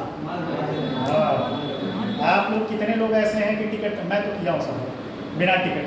जब मैं शुरू इलाहाबाद, जब मैं तैयारी करता था, बताएं पहले, सुनो तो ये बात पहले बीएड का एग्जाम देके वापस आया था एकदम एक मिनट, मैं जब इलाहाबाद, अभी भी इलाहाबाद ही रहता हूँ, जब मैं शुरू में गया था, सुन लो एक मिनट, जब मैं शुरू में गया था तो मैं शायद ही कभी टिकट लेता था, बिना टिकट के चलता था। एक बार मैं पकड़ा गया, वो स्टेशन पे उतरा, टीटी खड़ा था, अब वो बोला कि भाई टिकट दिखाओ, उनका टिकट तो नहीं है मेरे पास। कहा तब क्या करें, कहे फाइन मारेंगे। मेरे चाचा उस समय मेरे एक बड़े पिताजी हैं और वो जीआरपी के जो है SI थे, तो मैंने उनका नाम बताया, नाम वहाँ रिवील नहीं कर सकते, नाम बताया, कहे आप उनके घर के हो, टिकट नहीं दिए। हम कहे हाँ वो हमारे बड़े पिताजी हैं, आप फोन से बात कर लीजिए इसी वक्त। छोड़ दिया, कुछ बोला नहीं, लेकिन और लोगों को लेके गया बड़े पिताजी। लेकिन ये मुझे पता था कि अगर मैं गलती से उनके पास फ़ोन किया होता तो हमको बहुत ऊटपटांग सुनना पड़ता। बस मैं भौकाल टाइप किया था, उनके नाम पे बच गया था, मैं फ़ोन नहीं करता। तो ये है कि बिना टिकट के खूब यात्रा की। तो कहने का मतलब ये है, हाँ? तो कहने का मतलब ये है कि रेलवे से क्या होता है, आपको रेलवे से आपको बहुत सारे धन मिलते हैं। कैसे?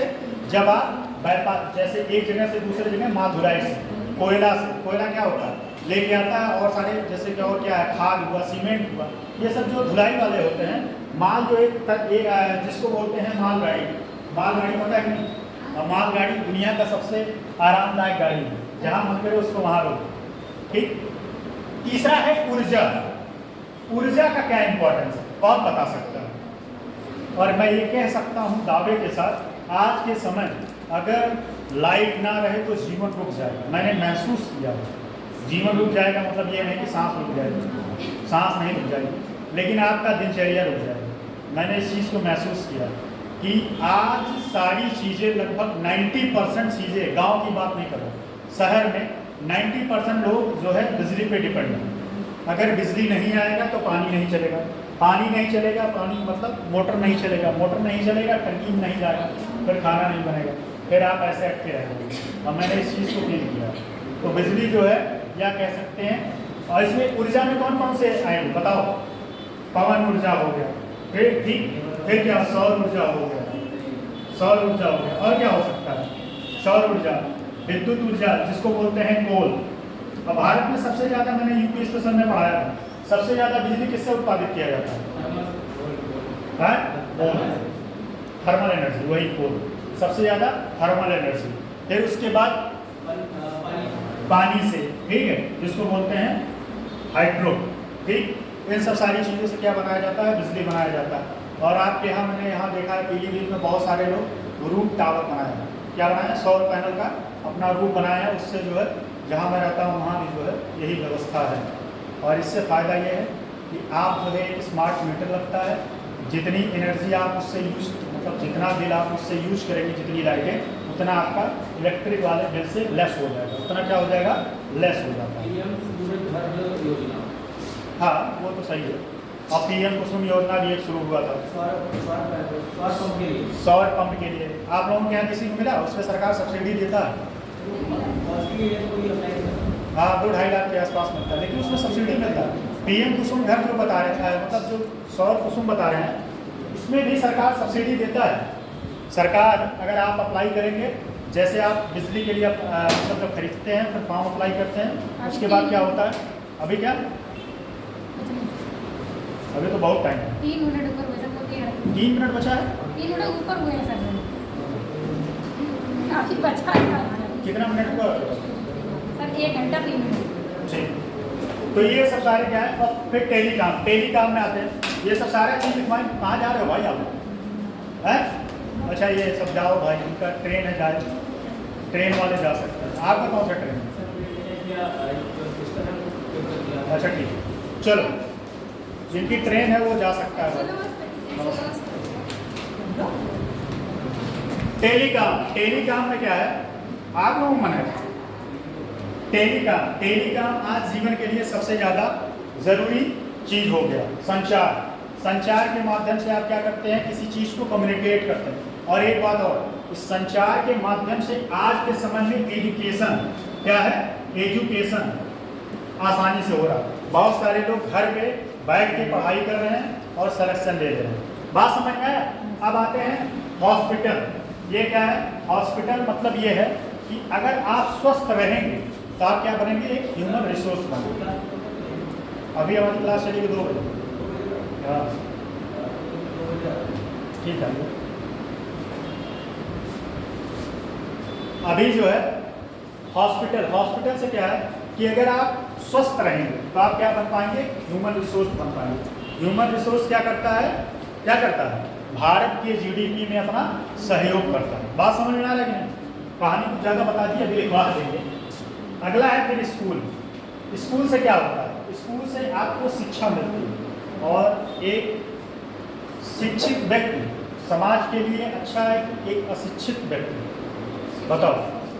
शिक्षित व्यक्ति का सोचने का, जैसे मैंने बताया ना, बहुत सारे लोगों का बहुत अलग अलग ओपिनियन होगा, अभी जो रिसेंट में हुआ जो घटना, लेकिन मेरा ओपिनियन बहुत अलग है क्योंकि मैंने उस पर रिसर्च किया है। बहुत लगभग 4-5 दिनों से मेरा रिसर्च चल रहा है, इधर उधर बहुत सारी चीज़ें मैंने पढ़ा, देखा कि उसमें मैंने थीम निकाला कि क्या रीज़न है जो मैं नहीं बोल सकता ऑन कैमरा। सर एक बार तो कुछ भी हो सकता है। हाँ? ये प्लानिंग पहले से ही होगी, ये ठीक है, वो सब बातें यहाँ करने वाली बात नहीं है। फिर स्किल सेंटर, ठीक, स्किल सेंटर जैसा कि आपको पता होगा कि भारत सरकार ने स्किल सेंटर के लिए मैंने पढ़ाया था, कौन सी योजना शुरू किया था, स्किल इंडिया शुरू किया था ना सरकार। आप जाइए उसमें, आप स्किल सीखिए, उसके बाद जब आप सीखेंगे तो उस समय आपको क्या मिलता था, पैसा मिलता था। पैसा मिलने के बाद फिर आप उस वहाँ से एक सर्टिफिकेट मिलता था और उस सर्टिफिकेट से आप किसी जगह पे आप रोजगार पा सकते। समझ में आ रहा है? स्वच्छ पानी ये क्या रोल निभाता है, कौन बता सकता है कि अर्थव्यवस्था में इसका क्या रोल हो सकता है, स्वच्छ पानी का?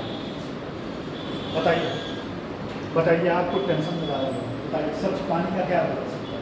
अगर स्वच्छ पानी हमारे पास होगा तो स्वास्थ्य और बहुत सारी बीमारियों से बच जाए, जैसे कि टीबी हुआ, हैजा हुआ, ये सब सारी बीमारियाँ किससे होती हैं? इन्हीं सब की वजह से होती हैं। लिखिए जरा आप थोड़ा, देखिए किसी भी देश की, देखिए किसी भी देश के औद्योगिक और समग्र आर्थिक विकास के लिए, किसी भी देश के औद्योगिक और समग्र आर्थिक विकास के लिए, किसी भी देश के औद्योगिक और समग्र आर्थिक विकास के लिए इंफ्रास्ट्रक्चर या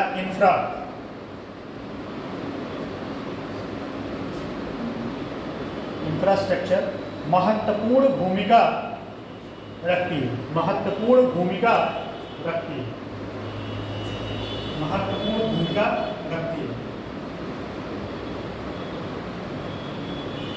आप लोग ऐसे मेरा नाक कटवा दोगे, बताओ, चैप्टर का नाम नहीं गिना पा रहे क्या करें?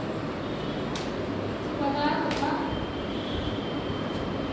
आप तो 3-4 चैप्टर बताए, इनसे पूछे सानिया जी से, सर हमसे मत पूछिए।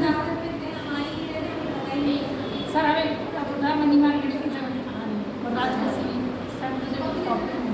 और तो और ठीक है, चलो ठीक है, ये क्लास लो लेती है, क्या नाम है, सौम्या, एक को तो बताना चाहिए। कहाँ बताइए, आपसे ज़्यादा तो ये बताइए। नहीं, कोई पूछे तो कम से कम आप इतना तो बताइएगा कि हाँ ये चैप्टर पढ़ ली। नहीं इकोनॉमिक्स मैंने क्या मतलब, कोई पूछ लिया आप बता ही नहीं पाए। और इकोनॉमिक्स मैंने पूरा कंप्लीट कर दिया, आप जाके किताब उठाइएगा, आपको तब समझ में आएगा। देखिए मैं बार बार चिल्लाता हूँ ना, जब आप एक बार किताब पढ़ेंगे ना कोई भी व्यक्ति, तब आपको समझ में आएगा कि मैंने गला जो फाड़ फाड़ के चिल्लाया था वो आपको वहाँ समझ में आएगा। लेकिन आप किताब खरीदिए, किताब खरीदे कि नहीं आप लोग हैं? किताब खरीदे आप खूब पार्टी अटेंड कर रहे हैं। किसकी शादी थी? हैं? कजिन की थी, फ्रेंड की थी, अच्छा। एक और कजिन की थी। कौन फ्रेंड की थी? एक कोई क्लास की लड़की थी, उसकी भी शादी हुई। कोई जानती हाँ सर शिवानी, मेरे 12th की सर शिवानी हो गया। हाँ, हाँ सर, हाँ शिवानी की थी, उसकी शिवानी शादी को हुई है। हाँ, उनकी भी शादी हुई। आप लोग नहीं इन्वाइट? नहीं बुलाया सर, आप लोग नहीं इन्वाइट? तो मेरी तो फ्रेंड थी। कुछ लोग गए थे। हमें बुलाया। सर वो प्रदीप सर भी गए, हैं? प्रदीप सर भी गए। आप लोग नहीं इन्वाइट, कोई बात नहीं, आप लोग भी मत इन्वाइट करें। जिसकी बची है वो भी मत इन्वाइट करें, जिसकी हो गई उसका बात छोड़ो, हैं? ठीक, तो शादी एंजॉय करिए, सही बात। और शादी एंजॉय करना जरूरी है, उससे जीवन में एक्सपीरियंस मिलता है। कि क्या क्या समस्याएं आगे जो है समस्याएं हो सकती हैं। ठीक, लिखिएगा। हमारा आपका बहुत कम ही दिन का साथ रहा और मैं अब दोबारा से यहाँ हो सकता है ना, हो सकता क्या कंफर्म ना हो। आई कि नहीं है? नहीं है भाई, राजी से आपसे मिलने आ जाएंगे। हाँ, बहुत बहुत चीज़ें यहाँ पे मैंने देखा। कुछ लोग यहाँ 2 थर्डे में 2 बड़े 2 था। सब कुछ बच्चों की जगह में आप नहीं आएंगे। चार खूब के पढ़ाओ लेकिन उसका कोई रिस्पॉन्स नहीं। मैं आप लोग बताइएगा ईमानदारी से, मैंने जितना पढ़ाया आप लोगों को समझ में आएगा? सही बताइएगा, देखा मुँह देख के नहीं। मैंने जिस तरीके से पढ़ाया है शायद आप किताबें पढ़ लेंगे, आपको इतने आसान तरीके से वो चीज़ समझ में नहीं आएगी। बताइए, मेरा रिसर्च है, मैंने कोई चीज़ पढ़ाने को और मैं किसी यूट्यूब की वीडियो को नहीं देखता। मैं खुद एक टॉपिक पढ़ने के लिए मैं 4-4, 5-5 किताबें पढ़ के आता हूँ और उस 4-4, 5-5 किताबों का नतीजा है कि जो मैं इतने आसान तरीके से आपको समझा लेता हूँ। नहीं तो आसान समझाना, इकोनॉमिक्स बताएं बहुत टेढ़ी की है, PDF बाँच के अगर चले जाएं तब तो आपको और नहीं आपको समझ में आएगा। तो मुझे मेरे एग्ज़ाम लगे हुए हैं, मैं कुछ चीज़ें ज़्यादा बता अपने बारे में बोलना नहीं चाहता जब तक वो चीज़ फाइनल ना हो। तो इस वजह से मेरे भी एग्ज़ाम लगे हुए हैं। जब तक चल रहा है क्लास मत बंद करिए, क्योंकि अब जो चैप्टर मैं पढ़ाऊँगा, जितने भी चैप्टर, वो समझिए आपके एग्ज़ाम के पॉइंट ऑफ व्यू से बहुत रिलेटेड है। जब तक चलेगा, ठीक है। अभी देखिए, अभी आप इसके बारे में मत परेशान हो, जब तक चलेगा तब तक पढ़िए, ठीक है। सर जो पुराने बच्चे हैं उनके पास पहले से नोट्स हैं सब, तो उन लोगों को जरूरत भी नहीं है, हम लोग सब नए हैं इसलिए। हाँ तो नहीं, सही है, सर चलिए। इसलिए देखिए, महत्वपूर्ण भूमिका रखती है। इसके कमी से अभी इंफ्रास्ट्रक्चर में आपको पढ़ाएंगे PM गति शक्ति योजना, जो आप लोगों ने सुना होगा 2021 में शुरू किए थे मोदी जी। इसके कमी से न केवल आर्थिक विकास प्रभावित होता है, आर्थिक विकास प्रभावित होता है। वो अभय लड़का गायब हो गया, वो भी नहीं आता। क्या बोला? हाँ, वो नहीं, कुछ काम हम भी करते हैं ना वो। और सर ये एक बात मानूंगी, बहुत तारीफ करता है वहाँ। नहीं, वो लड़का बहुत ही ईमानदार और बहुत पढ़ने में मेहनती लड़का है। हाँ सर, मुझे ये कह रहे थे सर जितना बढ़िया सर समझाते थे उतना इसी में कोई नहीं समझा पाया। मैं चाहता हूँ ना कि मैं अपने कर्म के साथ ईमानदारी करता हूँ। मेरा आत्मा जिस दिन मैं रात में सोऊं, मुझे ये ना महसूस हो कि मैंने आप लोगों के साथ बेईमानी की। मैं अपने लिए करता हूँ, ये मत सोचिए आपके लिए करता हूँ, क्योंकि मेरा ज़मीर गवाही नहीं देता कि आप लोगों को बेवकूफ़ बना के चले गए। देखिए, संपूर्ण भूमिका रखती है। इसके कमी से न केवल आर्थिक विकास प्रभावित होता है, न केवल आर्थिक विकास प्रभावित होता है, बल्कि न केवल आर्थिक विकास प्रभावित होता है बल्कि हो गया, बल्कि लोगों के जीवन की गुणवत्ता, लोगों के जीवन की गुणवत्ता, क्वालिटी ऑफ लाइफ, लोगों के जीवन की गुणवत्ता, quality of life, quality of life भी कमज़ोर हो जाती है, भी कमज़ोर हो जाती है। अगर इंफ्रास्ट्रक्चर की कमी होगी तो क्या आप एक अच्छा जीवन जी पाएंगे? नहीं जी पाएंगे। पता चले गर्मी में आपको कोई कह दे पढ़ने के लिए, पढ़ पाएंगे? अच्छा, एक चीज़ है, मैं आप लोगों से एक बात कहूँगा, कभी भी आप जो है वीडियो में बहुत ज़्यादा फोकस मत रहिएगा पढ़ाई में, ठीक है। मेरा ये मूल मंत्र है, मेरा ये व्यक्तिगत एक्सपीरियंस मैं बता रहा हूँ। जितना बेहतरीन तरीके से आप किताब से चीज़ समझ सकते हैं, उतना आप वीडियो से कभी नहीं समझ सकते। वीडियो आप तभी प्रेफर करिएगा जब आपको लगे कि अब एकदम नहीं समझ में आ रहा। किसी भी टॉपिक को पहले आप किताब को पढ़िए 1 बार, 2 बार, 3 बार। आप जब पढ़ेंगे ना तो कॉन्सेप्ट किताब बोलता है, सच बताओ, मुझे तो बोलता है। आप किताब पढ़ेंगे ना तो वो आपसे बातें करता है, समझाता है, आपको खुद समझाता है कि ये बात ऐसे नहीं है, ऐसे है। लेकिन आप उसके साथ पहले टाइम एक्सपेंड करिए, और जब आप जिस दिन किताब के साथ टाइम एक्सपेंड करना सीख गए, फिर आपको मास्टर बना देगा किसी भी चीज़ में। तो मेहनत करिएगा और ईमानदारी के साथ। मुझे लगता है कि भगवान करे आप लोग सारे लोग सड़क हो, और आप लोग मेहनती हो जाओगे, सर आप आगे बढ़ेंगे। भी कमज़ोर हो जाते हैं, ठीक, कमज़ोर हो जाती है। Right, B. Quality of life भी कमज़ोर हो जाती है, क्वालिटी ऑफ लाइफ भी कमज़ोर हो जाती है। हर्षमैन लिख लो, हर्षमैन, हर्षमैन, हर्षमैन के अनुसार, हर्षमैन के अनुसार इंफ्रा, हर्षमैन के अनुसार इंफ्रा, हर्षमैन के अनुसार इंफ्रा ऐसी मूलभूत सेवाएं होती हैं, हर्षमैन के अनुसार इंफ्रा ऐसी मूलभूत आवश्यकताएं होती हैं जिनके बिना प्राथमिक कॉमा द्वितीयक कॉमा तृतीयक, जिनके बिना प्राथमिक कॉमा द्वितीयक कॉमा तृतीयक और एक तृतीयक गतिविधियां ठीक से, तृतीयक गतिविधियां ठीक से कार्य नहीं कर पाती, तृतीयक गतिविधियां ठीक से कार्य नहीं कर पाती, कार्य नहीं कर पाती। ठीक, अब जरा बताइए आप प्राथमिक सारे के एक एग्जाम्पल मुझे बता देता हूँ। प्राथमिक, द्वितीयक और तृतीयक कौन कौन से हैं, एक एग्जाम्पल।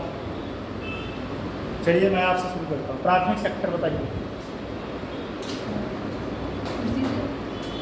चलिए ठीक है, आप बताइए द्वितीयक सेक्टर।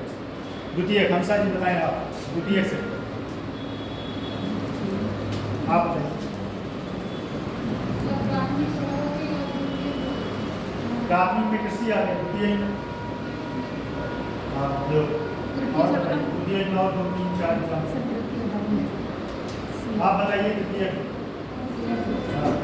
तृतीयक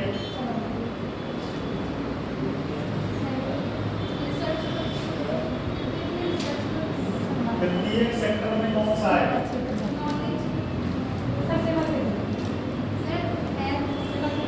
वो आप गलत बता रहे हैं। ये बेसिक चीज़ें हैं, ये सब सारी चीज़ें मैंने स्टार्टिंग में ही बताया। एग्रीकल्चर के 5 सेक्टर में होता है। एक रिवीजन नोट्स, रिवीजन तो ऐसे पढ़ोगे ना कैसे काम चलेगा, मेरा मन दुखी हो जाता है। बताइए, मन दुखी हो जाता है। बताइए क्या होगा? तृतीयक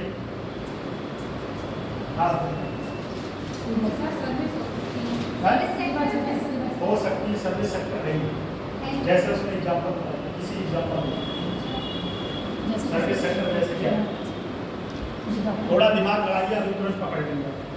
सर्विस सेक्टर कर्मचारी और टीचर्स, डॉक्टर। आप बताइए, आपके पास तो टपी आ गया, बताइए नॉलेज किसमें? नॉलेज, जैसा कि आपने बोला, बताइए। और मैंने एक और बताया था, गोल्डन कॉलर, ये किस सेक्टर में? ये मतलब सबसे लास्ट में। और गोल्डन कॉलर में कौन आते हैं?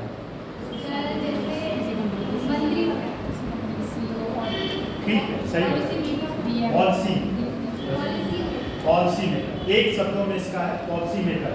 और एग्जांपल, किसी कंपनी का सीईओ जो सबसे ऊंचे पे बैठा होगा, कंपनी का सीईओ वो होगा पॉलिसी मेकर, या फिर कह सकते हैं आईएएस, वो भी पॉलिसी मेकर होंगे, या कोई मंत्री, वो भी पॉलिसी मेकर होगा। और चौथे में कौन सा आता है? टेक्नोलॉजी या नॉलेज, सॉफ्टवेयर इंजीनियर, वो उसमें आएगा। ये सब सारी बातें याद रखो, नहीं तो ये सब सारी चीज़ें अगर आप, मैं बता रहा हूँ, बुरा मत मानना, मैं फैक्ट बोलता हूँ, आप लोग बुरा लग जाए भले, अगर ये सब सारी चीज़ें आप नहीं बता पाए, कोई पूछ लिया तो फिर वो सोचेगा कि इसको कुछ नहीं आता, फिर तैयारी करना बेकार है। मैं फैक्ट बोलता हूँ, हो सकता है बुरा लग जाए, क्योंकि ये सब बेसिक चीज़ें हैं। अगर आप जीडीपी का फुल फॉर्म नहीं बता पाते तो तैयारी करना गुनाह है। जीएनपी का फुल फॉर्म नहीं बता पाते, जीएनपी क्या है, तो तैयारी नहीं करना चाहिए। हाँ चलिए, सही बताइए, आप मेहनत कर रहे हैं इस समय बहुत, बस मन लगा के पढ़िए।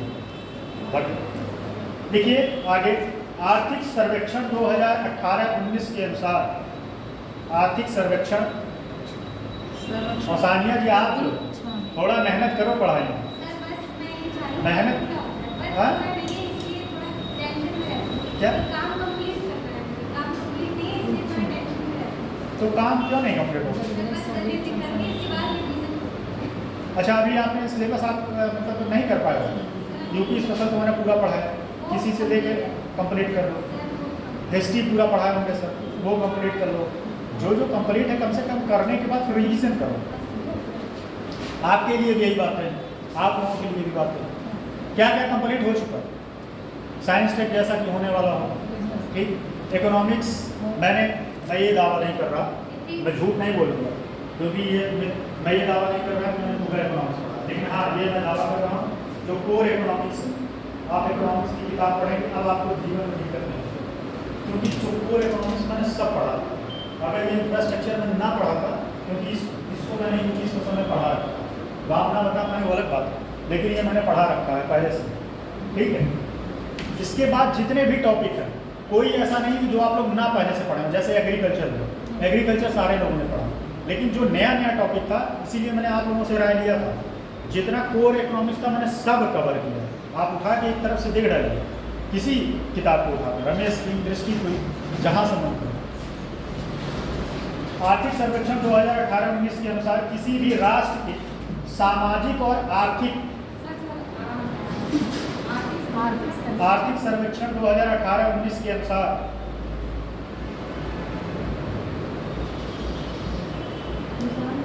आर्थिक सर्वेक्षण 2018-19 के अनुसार किसी भी राष्ट्र के सामाजिक और आर्थिक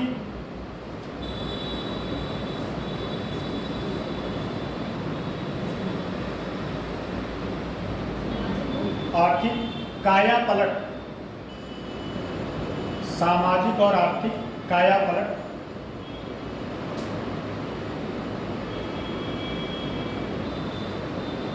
के लिए यह जरूरी है कि सभी लोगों का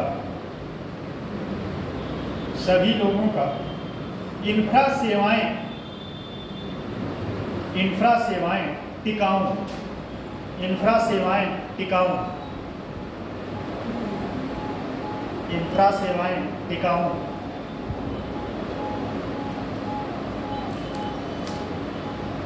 टिकाऊ सस्टेनेबल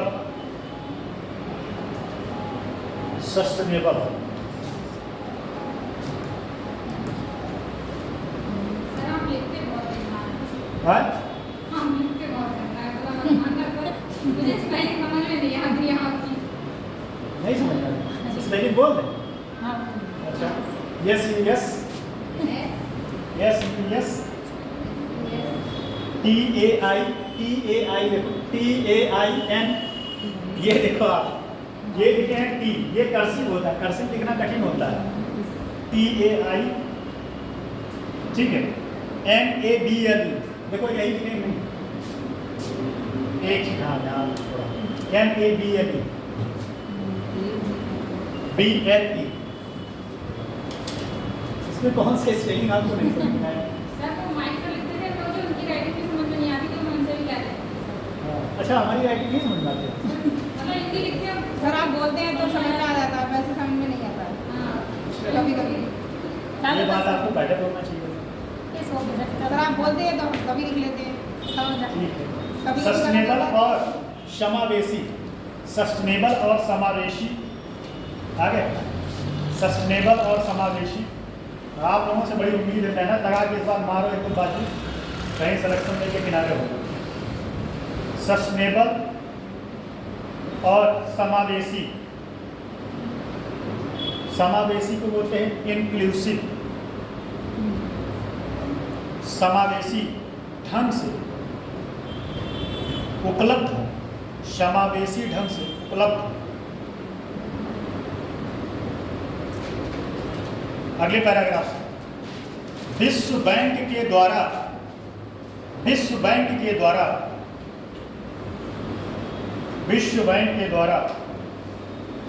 यह कहा गया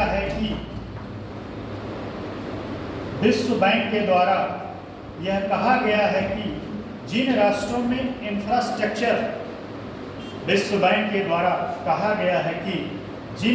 में इंफ्रास्ट्रक्चर मजबूत होती है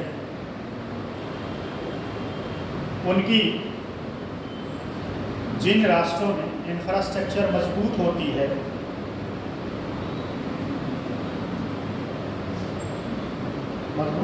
उनकी उत्पादकता की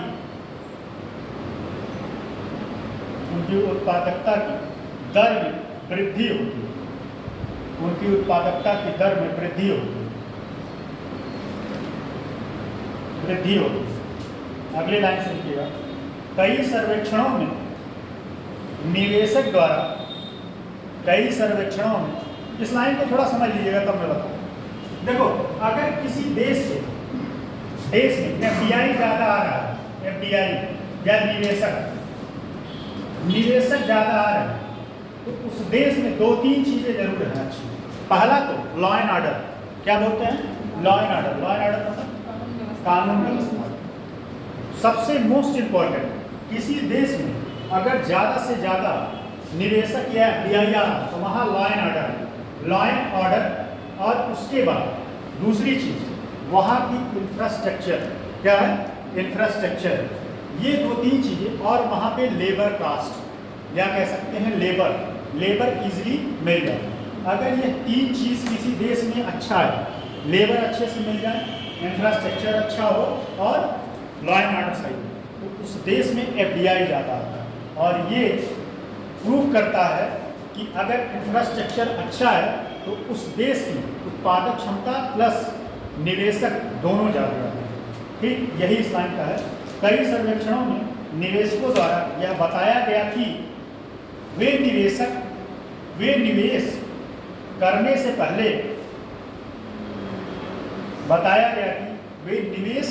पहले इस बात पर मुख्य रूप से ध्यान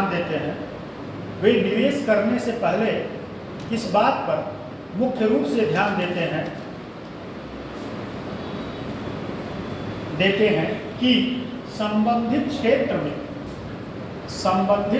में इंफ्रास्ट्रक्चर की स्थिति कैसी है। संबंधित क्षेत्र में इंफ्रास्ट्रक्चर की स्थिति कैसी है। अतः स्पष्ट है कि एक बुद्धिमान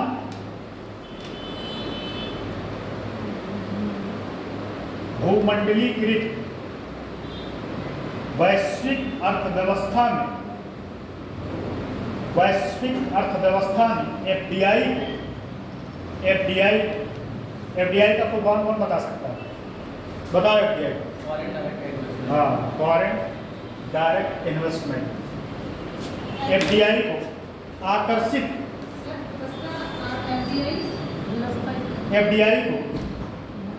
आकर्षित करने के लिए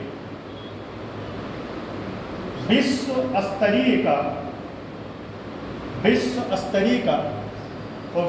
स्तरीय का होना जरूरी है। चलो हो गया, यहाँ तक लिखो, होना जरूरी है।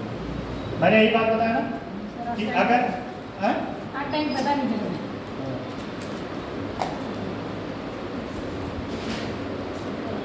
विश्व स्तरीय का होना